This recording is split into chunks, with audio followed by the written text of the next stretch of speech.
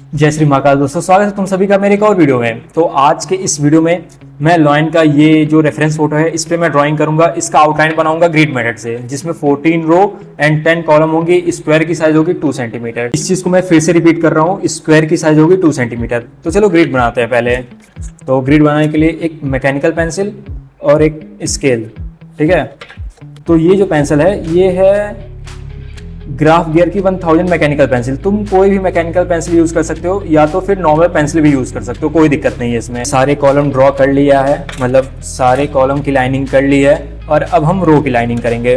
और तुम्हें पता है सबसे इजी मेथड है ग्रिड मेथड। इससे तुम किसी भी रेफरेंस फोटो को काफी आसानी से ड्रॉ कर पाते हो और वो भी एक्यूरेट।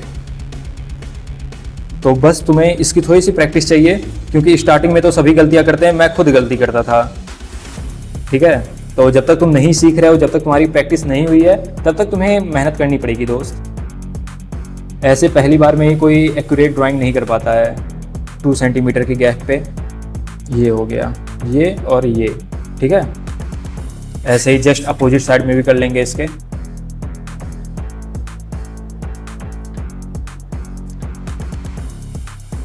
तो ये अपनी मार्किंग हो गई है, अब हम लाइन को मिला लेंगे। और मेरे पास जो मैकेनिकल पेंसिल है वो है ये सकूरा का, और ये है ब्रुस्टो का, और ये है ग्राफ गियर 1000 मैकेनिकल पेंसिल, जो कि ये 1000 तक पड़ जाती है, ये 150 तक पड़ जाती है और ये 350 तक। तो अगर तुम्हें ये तीनों चाहिए तो मैं लिंक डिस्क्रिप्शन बॉक्स में दे दूंगा, तुम वहाँ से जाके बाय कर सकते हो, ठीक है। तो अभी देख लेते हैं कि इसकी आई कौन से रो में है और कौन से कॉलम में। तो रो है इसका कॉलम है सेकंड, और रो है 1 2 3 4।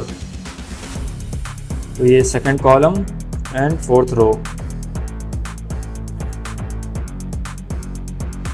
तो मैं ज़्यादातर ड्राइंग आई से ही शुरू करता हूँ।